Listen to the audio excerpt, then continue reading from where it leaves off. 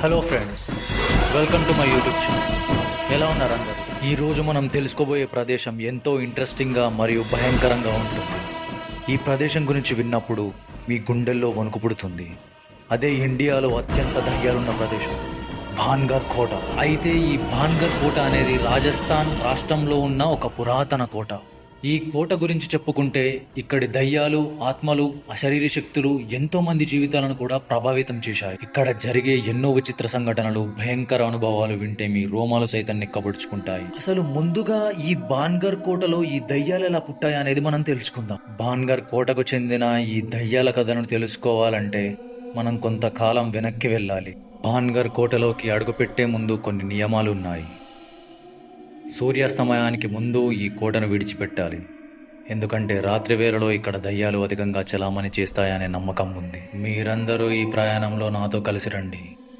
భాన్గర్ కోటలో ఏమేమి చోటు చేసుకుంటాయో, ఈ కోట నిజంగా దయ్యాల ప్రదేశం అనే విషయాలను పరిశీలిద్దాం. మా ఛానల్ని సబ్స్క్రైబ్ చేసి ఈ వీడియోను లైక్ చేయడం మరియు మీ స్నేహితులతో పంచుకోవడం మాత్రం మర్చిపోకండి. అరావలి పచ్చని కొండల మధ్యలో ఈ అద్భుతమైన భాన్గర్ కోటను నిర్మించారు. ఈ కోట జైపూర్ మరియు అల్వార్ మధ్యలో సరిస్కా అనే శాంక్చరీ నుండి 50 కిలోమీటర్ల దూరంలో ఉంటుంది. 17వ శతాబ్దంలో అంబర్ మహాముఘల్ జనరల్ మాన్ సింగ్ తమ్ముడు అయిన మాధో సింగ్ ఈ కోటను నిర్మించాడు. రాజభవనంతో పాటు 1720 వరకు ఈ భాన్గర్లో 9000 ఇల్లులుండేవి. ఆ తరువాత జనాభా తగ్గుతూ సాగింది. ఈ భాన్గర్ కోట మరియు మొత్తం పట్టణం 3 రక్షణ భీతులు మరియు 5 భారీ గేట్ల ద్వారా రక్షించబడింది. ఈ కోటలో అద్భుతమైన హవేలీలు, ఆలయాలు మరియు పాడైన మార్కెట్లు ఉన్నాయి. ఇవి కోట యొక్క ఘనతను సూచిస్తాయి.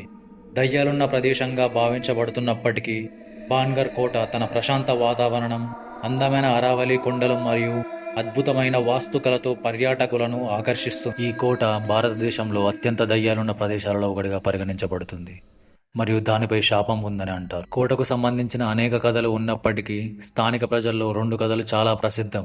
మొదటి కథ బాబా బాలోనాథ్ అనే సాధువు గురించి. రాజా మాధో సింగ్ భాన్గర్లో కోటను నిర్మించడానికి ముందుగా ఈ ప్రదేశం బాబా బాలోనాథ్ ధ్యాన స్థలంగా ఉండేది. సాధువు తన ఇంటికి మించి ఎటువంటి నిర్మాణం చేయకూడదనే నిబంధనతో కోట నిర్మాణానికి అనుమతి ఇచ్చాడు. కానీ మాధో సింగ్ మనవడు అయిన అజబ్ సింగ్ ఈ హెచ్చరికను పట్టించుకోకుండా కోటను చాలా ఎత్తుగా నిర్మించాడు. దీని ఫలితంగా సాధువు ఇంటిపై నీడ పడింది.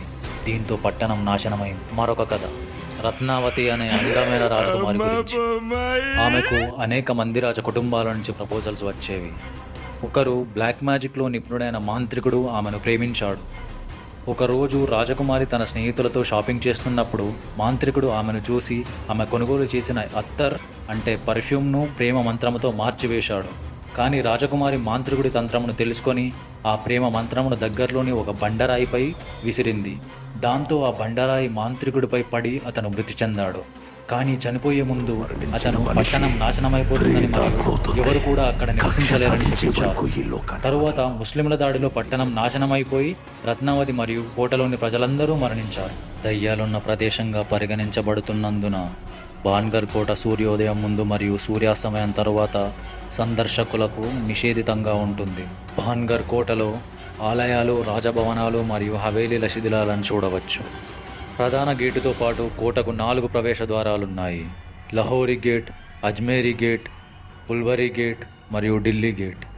కోట శిథిల వ్యవస్థలో ఉన్నప్పటికీ ఇంకా ఆహ్లాదకరంగా కనిపిస్తుంది మరియు పచ్చని పరిసరాలను మరింత అందంగా చేస్తుంది. కోట ప్రధాన ప్రవేశ ద్వారం వద్ద అనేక హిందూ ఆలయాలున్నాయి. ముఖ్యమైన ఆలయాలు గోపీనాథ్ ఆలయం, సోమేశ్వర ఆలయం, కేశవరాయ ఆలయం, మంగళాదేవి ఆలయం మరియు గణేష్ ఆలయం. ఈ ఆలయాలు 17వ శతాబ్దపు శిల్పకళ మరియు వాస్తుశైలిని సూచిస్తాయి. అన్ని ఆలయాలు నగర వాస్తుశైలిలో నిర్మించబడ్డాయి. గోపీనాథ్ ఆలయం 14 అడుగుల ఎత్తైన పీఠంపై నిర్మించబడింది. అందమైన శిల్పాలతో అలంకరించబడింది. ఆలయ సముదాయంలో ప్రధాన పూజారి నివాసం, పురోహిత్ జీకి హవేలీ అని పిలువబడే ఇల్లు కూడా ఉంది. కోట పరిసరాల్లో అనేక అద్భుతమైన హవేలీల శిథిలాలు ఉన్నాయి. వాటిలో ముఖ్యమైనది నర్తకియోం కి హవేలీ, ఇది నర్తకుల ఇల్లు. ఇంకా కోట చివరి భాగంలో రాయల్ ప్యాలెస్ శిథిలాలు మరియు ఒక మార్కెట్ ప్రదేశం ఉన్నాయి. రాయల్ ప్యాలెస్ 7 అంతస్తులతో ఉండేదని, కానీ ఇప్పుడు అందులో 4 మాత్రమే మిగిలాయి. ఈ కోటలోని కొన్ని గదులు ఇప్పటికీ మూసివేసి ఉన్నాయి. ఈ గదుల్లో ఏం దాగి ఉందో ఎవరికీ తెలియదు. కొన్ని పురాతన పత్రాలు, ఆభరణాలు మరియు చరిత్ర పుస్తకాలు ఈ కోట గురించి మరిన్ని విషయాలను చెబుతాయి.